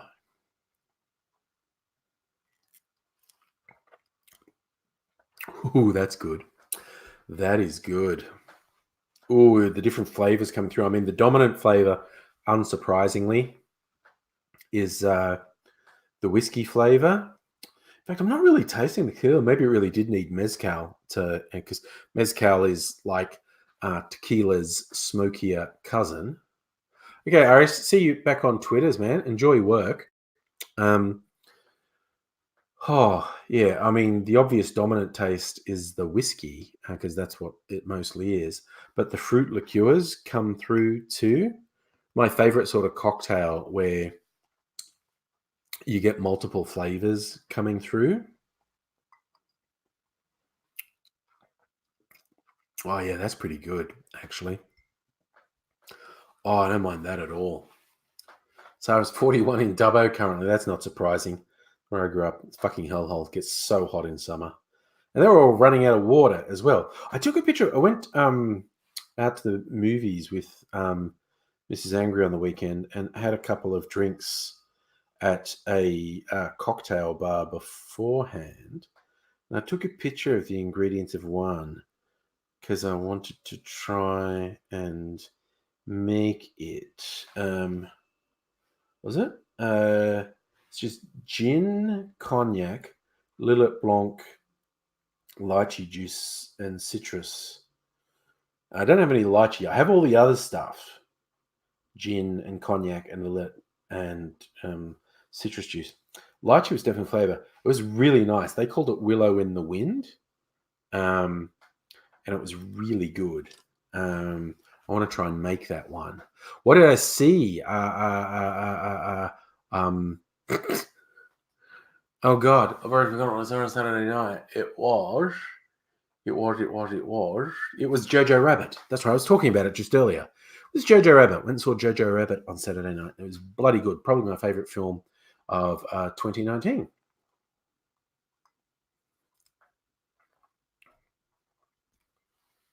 Oh, I didn't see that PBR. Hogs and Strop made an ad about new beer and dedicating it to the Fireys. Oh, God. Speaking of Fireys, Ms. Foxification tells us Daniel Andrews has told us 24 Victorian communities are isolated by bushfires, which is not great. I'd go so further and go actively to sucks. We've got at least 17 people unaccounted for in Victoria. Now, again, hopefully, because a lot of people have just been cut off, hopefully that's not 17 people dead, that they're literally just, they've been cut off, and we'll find them, or most of them, again. But it's fucking terrifying. More and more towns across Victoria and New South Wales are being cut off. The whole south coast of New South Wales is going to lose telecommunications, mobile and landlines. So the people are cut off, can't get out, and can't call for help. It's fucking terrifying. And it's not going to let up. That's the worst part. It's not going to let up. It's an absolute fucking nightmare. And the Prime Minister, Scummo, is just useless. He's so fucked. Daniel Andrews is showing what a leader could do. And Scummo keeps going, "What's a state's business?" You know, you're supposed to be leading the country, you piece of shit. Actually lead people. Inspire them.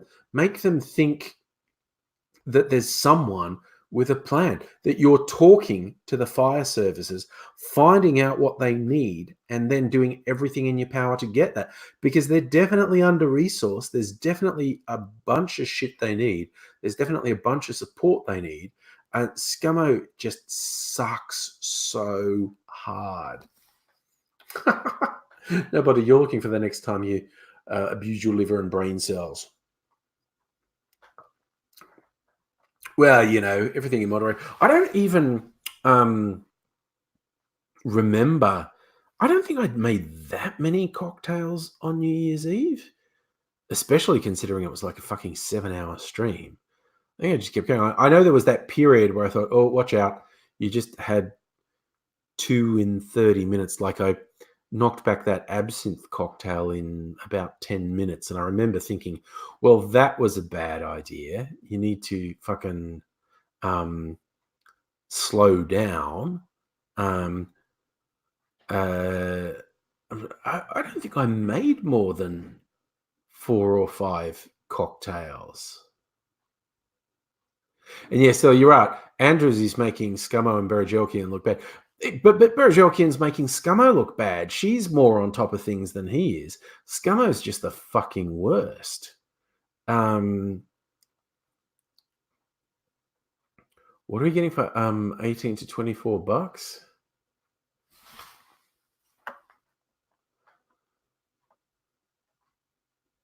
Oh yeah, how much does the cinema ticket cost? Depends. I went to gold class, so that's quite expensive. That's about 40 bucks.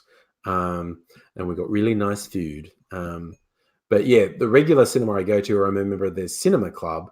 It only costs me like $14 or $15 for a ticket, which is good. Oh, that's an interesting one. Misclassification in California. They have remote monitoring systems. They airdrop firefighters in by parachute with chainsaws to clean up, create artificial fire break. Yeah, well, there you go.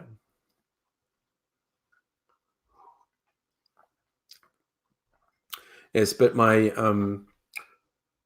most common date night with Mrs. Angry that we try to do every 2 weeks is dinner and movie, cocktails, hopefully too. Don't always do both. Sometimes we just do movies. Sometimes we just do dinner.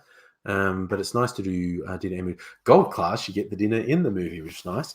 But we went a bit early because as we went to the Jam Factory on Chapel Street, and there's quite a good cocktail bar just across the road called Katuk. Something, I think it's the same name as that. Remember the weird ads, with the woman having the fantasies on holidays about the guy giving her foot massage? I think it's named after him. I'm not completely sure, but I think it is. Nobody, you saw a one-off screening of a Slayer movie. Cost $20 per person, was only stereo. A little more than a snuff film with a concert at the end. Well, that seems like an interesting fucking night out. I mean, you're right, this falsification. Scummo doesn't know how to act like a person. There was that story that he paid an empathy coach because he doesn't know how to show Empathy. Yes, that's right. It was Rhonda and Katut. I don't think. What's this cocktail bar called? I'll look it up. Chapel Street Cocktail Bar. Katuk. So it's slightly different. It's Katuk, which probably means something.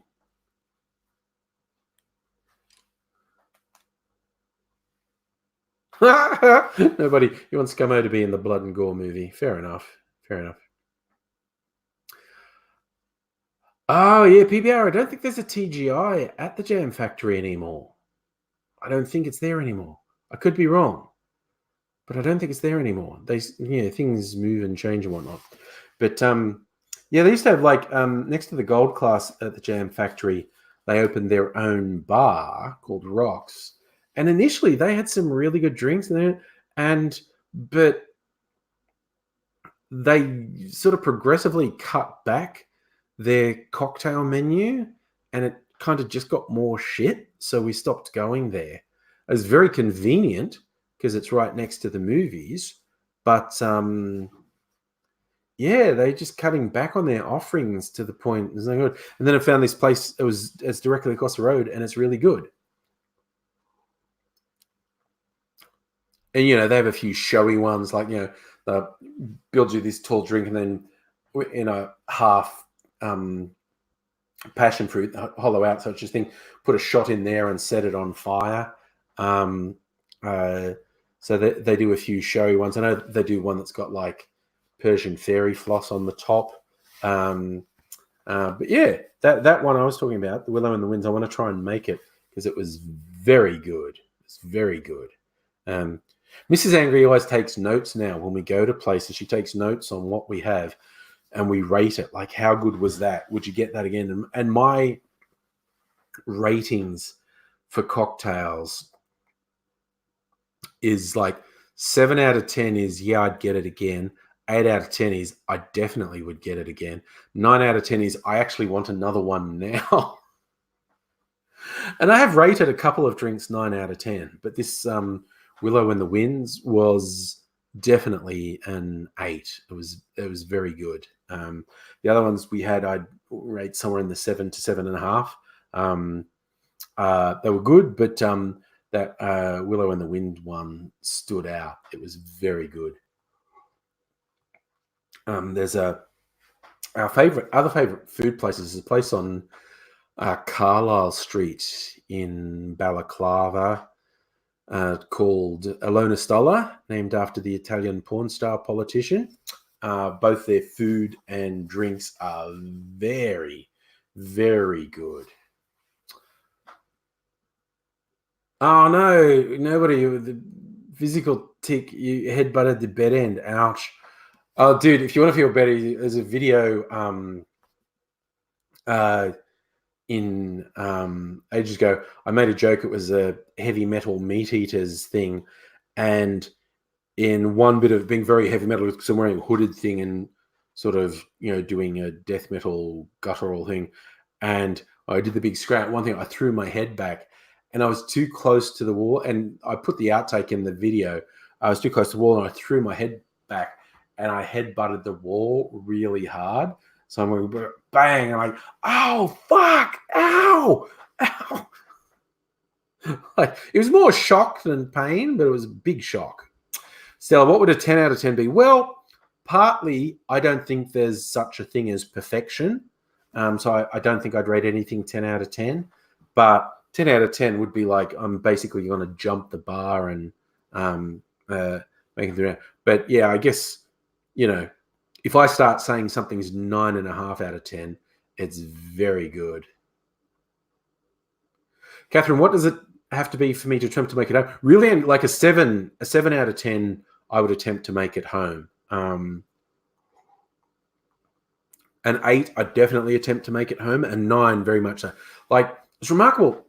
A really simple one, I think it's fairly simple, because the main ingredients were just Scotch and banana liqueur, and it was really good. And that's I'd never considered getting banana liqueur because it sounded stupid, But I just had this drink that was scotch and banana liqueur, and it was so good.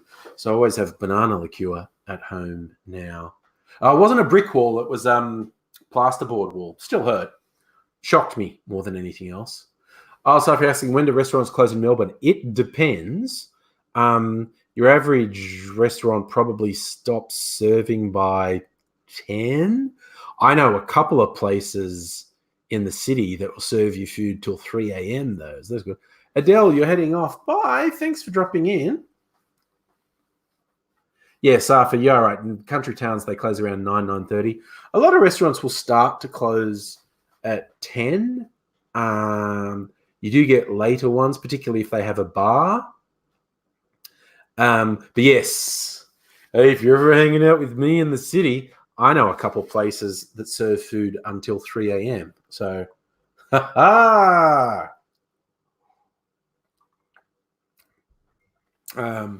yeah, there are actually a couple.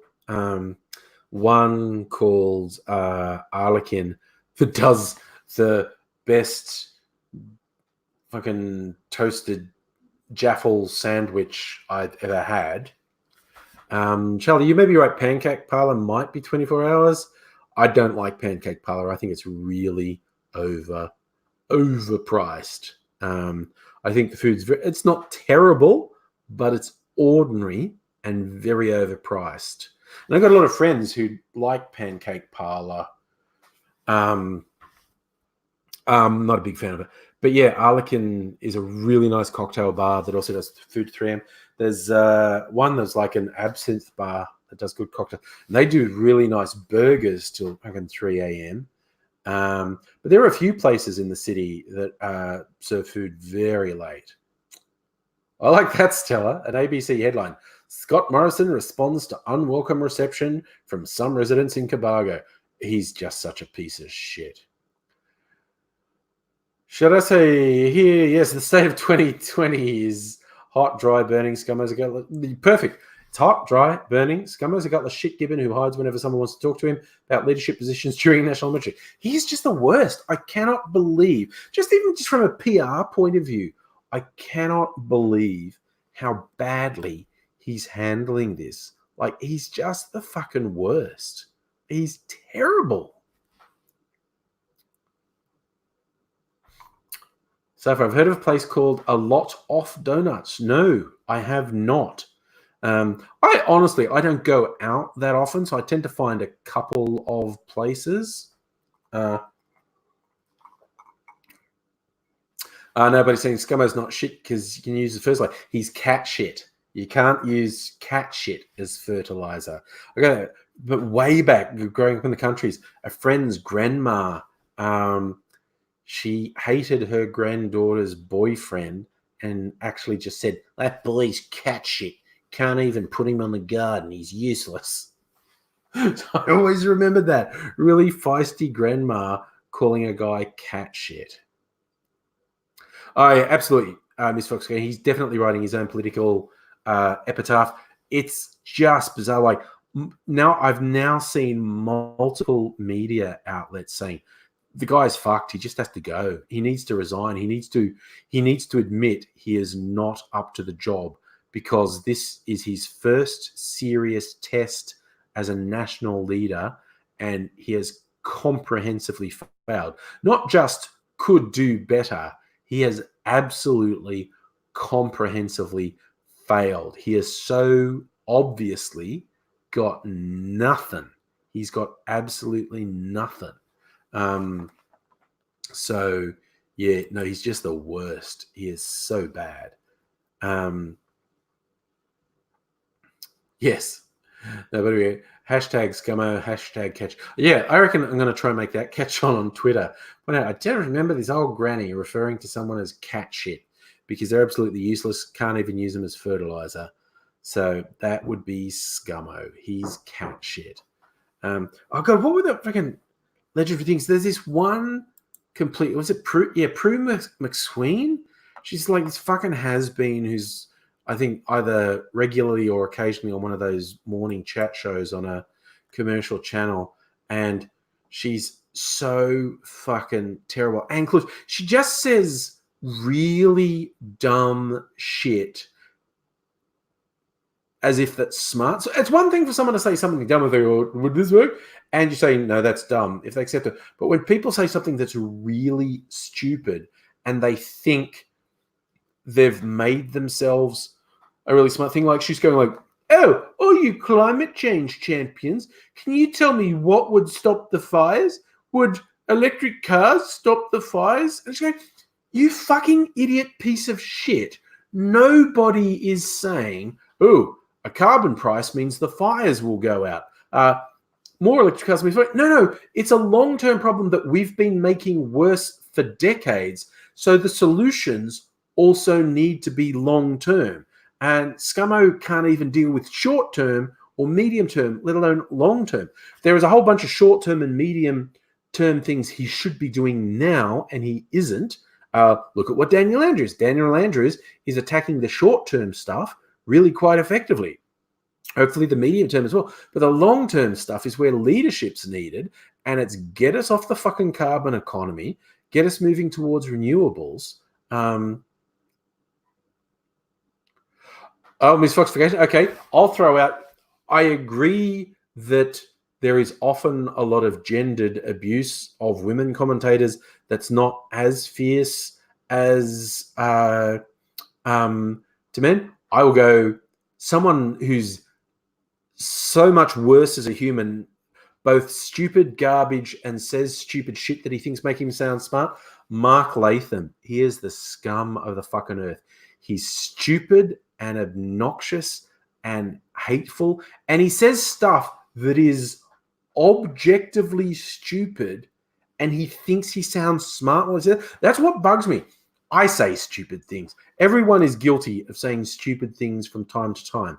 But these people who have a public platform who say mind-numbingly stupid things, and they do a big ta-da at the end, like they've just made some super brilliant point. And Latham is just the worst for that. Like he's so fucking stupid. But again, Prue McSween is stupid and spiteful, but Latham is straight up fucking evil. Latham is a fucked unit. He's so fucking... The way he attacked Rosie Batty, woman whose son was murdered by her violent estranged husband, and he wants to shit all over fucking Rosie Batty. Mark Latham, he is stupid. He is very stupid. He has all the failings that fucking Prue McSween has, and he's so much worse than her. Like, he's actively evil. He's disgusting. And I think Prue McSween's probably capable of coming out with something that would make me call her disgusting as well. But Mark Latham is always disgusting. He's fucking vile. Yeah. Yeah, and someone did bring up, Prue McSween said the stupid thing about a female. She acted... This is someone who actively advocates for beating children and says it's a good thing and parents shouldn't be stopped from beating children, and then said seeing a female Santa in a shopping mall was child abuse, which, besides being on its surface stupid, it was also clearly and obviously a lie. So she will just shamelessly make up lies, and there's no repercussions. Like, she just says something that's obviously a lie, and it's just like, well, if your position requires you to lie, you don't have much of a position, do they? Kaji, you're saying the only thing beating your kids teaches them is to hide their naughty behavior better. I think the problem with beating kids is it establishes the idea if you have power over someone, you should beat them.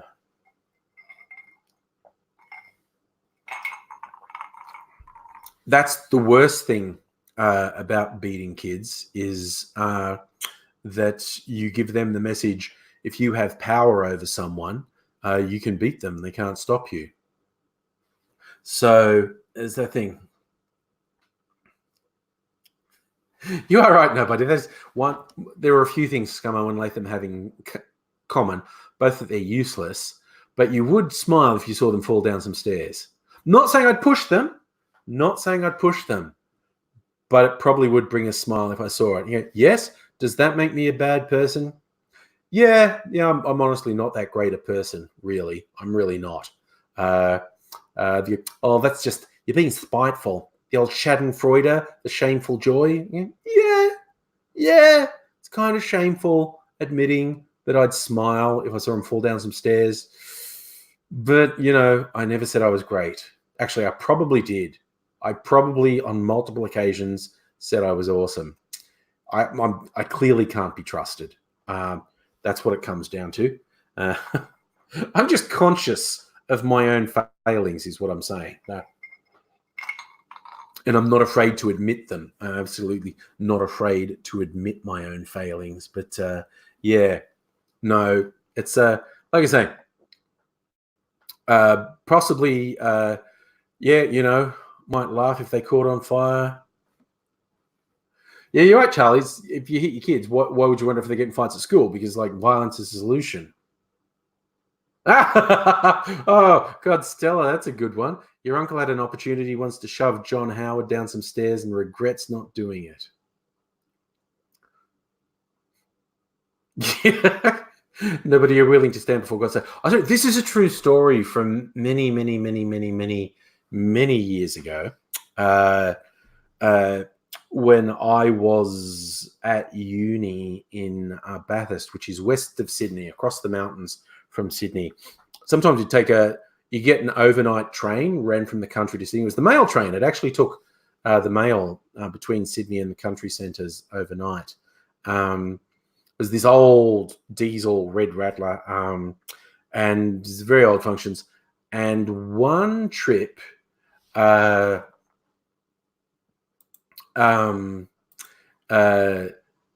There was this really obnoxious prick. He was only a kid, he's a bit younger than me. He's a teenager, late teenager. He was an asshole. He was such a piece, and he's been so fucking annoying. It's like, oh, dude, something. And these trains were so old, you could actually open the doors on them. And I remember I'd gone to take a leak in the train. As I was going back to my seats, this obnoxious kid who'd been giving everyone the shits all night had opened the door to the train. And we're in the mountains at this point. It's pitch black. The train, it's not going that fast, but I don't think it went much more than about 60 or 70 kilometers an hour. But, it's rattling along. It's not like the XPT, which goes 100 kilometers an hour. So it's going along 60, 70 kilometers an hour. Basically, it hits full speed. And it's rattling along. And this obnoxious shit is standing in the open doorway. And I swear, and it was so loud, he didn't know I was behind him. I walked behind him, and I thought about it. I sat there thinking, I'd just kick him in the back, and he'd go straight out there and disappear into the night, and no one would ever know. And I swear to God, I thought about it for a second or two. I seriously considered it. I was like, yep, just one swift kick into his back, and he'd go out there, never to be heard of again, never to fucking annoy people again. And I gave it some serious consideration. But then, of course, basic human decency came out and said, no, I probably won't do that. Bronson, are you still call the long-distance trains in Queensland the mail? I don't know if an overnight train still runs to Western New South Wales from Sydney, to and from Sydney. They introduced the faster train, the XPT, when I were a lad, which ran during the day, but it was a much cheaper ticket to get on the mail train that went overnight. That was a long trip, to go from Dubbo, where I was, to Sydney. That was like 12 hours. Whenever I went in the evening in Dubbo and got to Sydney at 7 a.m. to 8 a.m. Rattled along.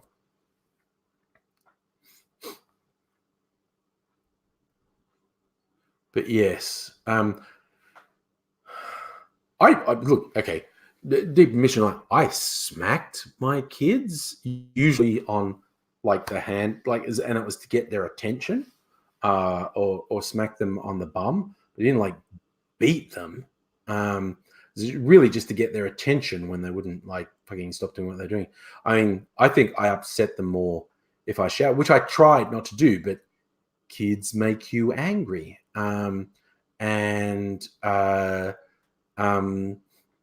remember when they were a bit older, and because my kids are actually just super good. They always have been. Everyone, all kids act up from time to time, but broadly, my kids are extremely good. And I remember saying when they were a bit older, they did something, got out of line, and I shouted and pull your fucking heads in. And I didn't actually swear at them, but I shouted. And there was my daughter said something like, I don't like it when you shout. And I went, you're not meant to like it. The message of the shout is stop what you're doing because I won't accept what you're doing. But even that didn't happen much because, God, they're way better kids than I was. I was a horrible little shit. But yes. Stella, see, it is not surprising. You're on the mining sites. You thought of throwing many a person down the mine shaft. Yeah. Yes. Every now and then and this is the thing that literally happened. No one would have known. Like, I'm serious. This kid was in this open doorway. He didn't know I was there. Like, so even if he survived, he wouldn't have known who did it. He didn't see me. He didn't know I was there. No one would have known I did it. But obviously, it's the wrong thing to do, which is why I didn't do it. Oh, God, Bronson, that's messed up. When I shouted at kids, was I wearing the angry mask? No, that really would have traumatized them. That is an interesting question, Miss Foxification. How will the Libs behave at the next election? They've got nothing to run on apart from blaming Labor. And I just hope Albanese finds a fucking spine in the middle. Shorten keeps kind of threatening to challenge for the leadership again, which is hilarious. But yeah. Nobody, you're able to actually intimidate a Samoan family with your unhappy voice. I tell you what can intimidate sometimes? Being quiet and threatening. I remember, I think I've told this story on live streams before, but when I was in college in a country town, I used to have really wacky haircuts. I had a friend who was a hairdresser, and I would let her do anything to my hair and cut it. So she would cut all these patterns in the side of my head. One time I had a checkerboard thing. Sometimes they were just like lines and abstract. I'd let her do this thing. And so one St. Patrick's Day, a friend of mine wanted to go to a pub, but he didn't want to go to a student pub. He was sick of hanging around students, and he wanted to just go to a townie pub, have a quiet time, have a green beer. And I said, okay. And I went with him, and I was going up to the bar to get a drink. And these four, they just looked like football, like rugby players or rugby league players, because I'm not very big. And these four guys were all very big. They were only about my age, so early 20s. But they were big, and there were four of them. And I walked past them, and I had my wacky haircut. And this is in a country town. And they said, obviously, and then laughed as I walked past. And I went, oh, look at me, the scary folk. And because these football players, they'd often decide you're a poofter or something and then bash you for being a poofter. It was really quite dangerous, people like that. And I was really quite worried. I thought, oh, God. So I went up to the bar and got a couple drinks, and then was going past, and I thought, I'll just ignore them as I walk past. But as I walked past, one of them kind of leans out to get in my line of sight and goes, nice haircut, mate. And I thought, oh, they're going to do something. It's going to be a fight. What am I going to do? I can't. And so rather than really react to what they said, I just stopped, looked him dead in the eye, and said in this sort of dead, cold serial killer voice, like, thank you. I'm very glad you like it. And all of them just stopped. Like they'd been giggling and laughing, and they all just stopped and went, what the fuck? Because I think it's something sort of clicked in their head. If he's crazy enough to get that haircut, he might just be crazy. And that response of his was very, very unsettling. And And I was terrified of them because there were 4 of them. They're all bigger than me. And I just did this serial killer thing at them. And the guy who'd said nice haircut just went, "Oh, no, I mean it. It was like a nice haircut." And I thought, oh, my God, that scared them. And I just thought, I still have to get out, though. So I just said, thanks, and kept walking. I don't want to be near these guys. But I clearly made them think I was a serial killer, which was fun. Okay, we're all saying that we think the Libs are just going to try and leave a bag of shit on the front doorstep for the Labor Party. Yeah, they're not good.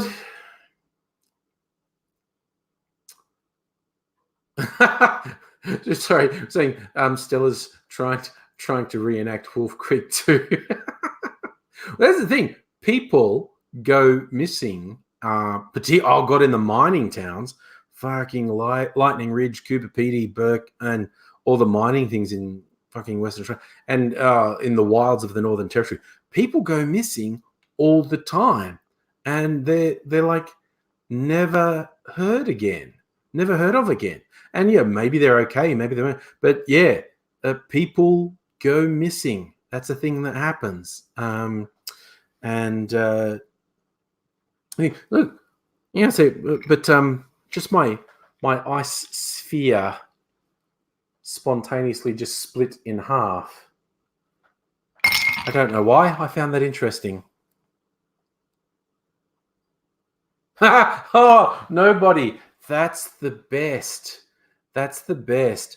If some people are threatening you, the best way to put them off, turn slightly to one side and say, no, we can't kill them. It's not allowed.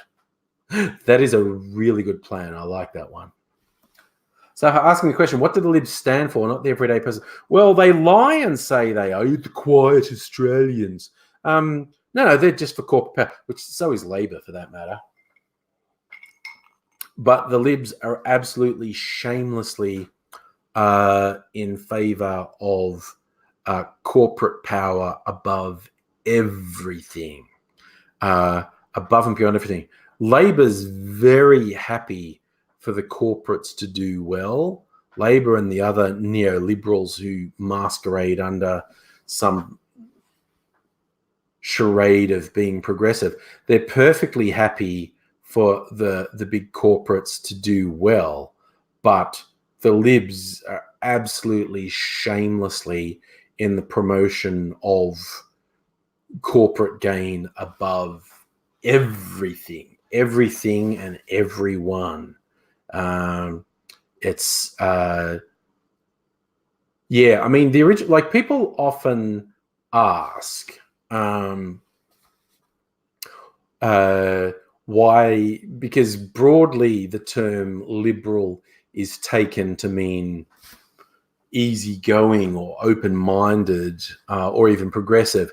So why is the Conservative Party called the Liberal Party in Australia, capital Liberals? Well, because the founder of the Liberal Party, Robert Menzies, actually rejected the term conservative. He said the principles of the Liberal Party were very focused on individual rights and stopping government interference in people's lives. He saw the Labor Party at the time as being the socialists, and he rejected socialism and communism. And he thought that was too much government control of people's lives. And you'll often hear just these fucking alt-right trolls and sometimes outright fascists refer to themselves as classical liberals. And they're taking the classical ideas of liberalism are freedom, individuality, minimal government control, and all that sort of thing. Anyone who says that is a fucking liar. They're a bigot and a fucking jerk. And they just think it's the clever thing. Like, I'm a classical liberal. Oh, the real socialists were the Nazis. That's right there in their name. People say dumb shit and expect to be taken seriously. Sorry, I like that point. Stella, people go missing because they're fucking stupid. When you work for the Geological Survey, you see tourists coming like Lifesavers and Bondi Beach, they're too stupid. Oh, I saw a thing a few years ago now. When I was in New Zealand with Mrs. Angry, we went and saw the glaciers. I think it was Franz Josef we went to. There are two big glaciers there that were still growing. I think they're still growing. They were growing at this point. And but this one had been growing fairly fast, and a lot of ice, they call it calving, as in a cow giving birth to a calf. Big chunks of ice were falling off as it moves forward. Bits tend to fall off the face of it. Like the small river that was coming off it was really churned up with ice and dirt because a lot of ice was falling off the face of the glacier. And there were big fucking bits of ice. And we remember, like, the fence saying, don't go any closer than this, was hundreds of meters away from the face of the glacier. But it was quite a low fence, and it was very easy to step across. There were all these signs saying don't. And we saw there was some idiot dickhead hippie who was walking up towards the face of the glacier.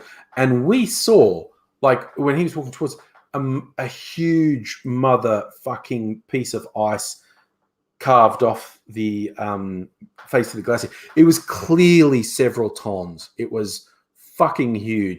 And you just got this thing as it slides down the face and it hits the ground and basically explodes and huge sprays of water go. And there was just this big rolling boom from the impact of it. And we saw this dickhead hippie who was off in the general direction. And we kind of thought, well, that might teach him a lesson that's dangerous. And the fuckwit went and walked over towards the area of the glacier where the big bit of ice had come off to have a closer look. And we were all just standing there going, what a cockhead. And the park rangers there were really pissed off at him because they actually didn't have the power to arrest him or anything. But they were like, if that dickhead gets hurt, we have to go out and risk our lives to rescue him. And a couple of years later, these two brothers from Melbourne were actually killed at the same glacier. They're doing the same stupid fucking thing, walking right up to the face of the glacier, exactly as you're told not to, and a huge fucking wall of ice broke off and crushed them. And it's like, well, fucking Darwinism, guys. What the fuck? People are stupid as hell. What's this defensive wounds? If we could use all of social media to try and get the Greens or some other third party enough votes to win the... No, okay. There are a number of things that will hold the Greens back from having any sort of power in the foreseeable future. They're a fringe party, and also they've just got too much infight. I won't vote for the Greens because too much shit goes on within the Greens. But a few people have talked about how the Greens and Labor should form some sort of coalition. There are a few difficulties to that, but I'm kind of into the idea of, I think we even talked about this on the New Year's Eve live stream.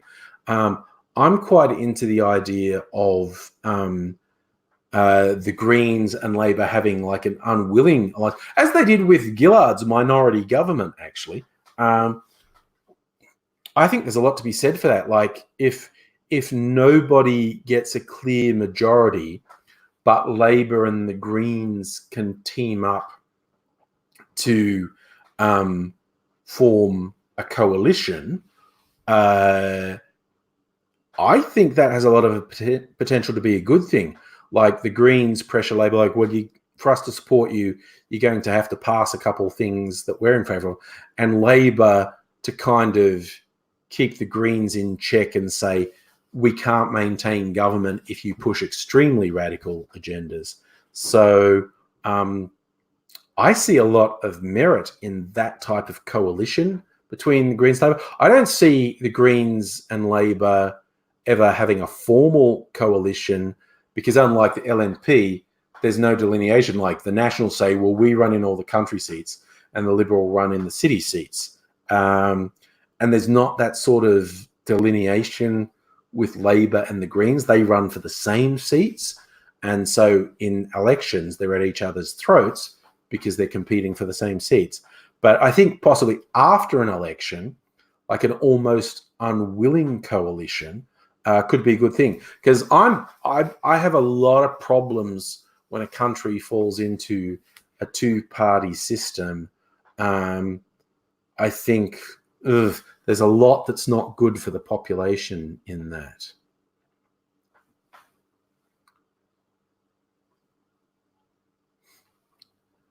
Yeah, well, defensive was like the Liberal Party has never won government in their own right. I don't think they've ever come particularly close to forming government in their own right. They've always needed that coalition with the Country Party, or the National Party, as they rename themselves, whereas Labor have won government in their own right.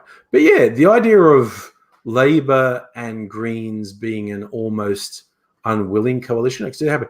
PPR, you're hitting the road. I am going to hit the road too. Yeah, Shirazi, I agree with you. There aren't many minority parties. I like the Reason Party. They used to be the Sex Party. But yes, most protest vote parties, the parties are like assholes, essentially. Yeah, but the Reason Party actually have a Senate seat in Victoria, which is nice. But yeah, it'd be interesting to see what the future brings. But yeah, of course, 10 o'clock. Okay, and I'm going to work tomorrow. I'm working, man. So I'm going to bid you fine people farewell. Thank you, one and all, for joining in. It's been great to see you. I'm still going to try and do the video every day in January if nothing arises, as in vagina. The fucking 7-hour live stream that ran to 3 a.m., that counts as Wednesday's video, January 1st's video.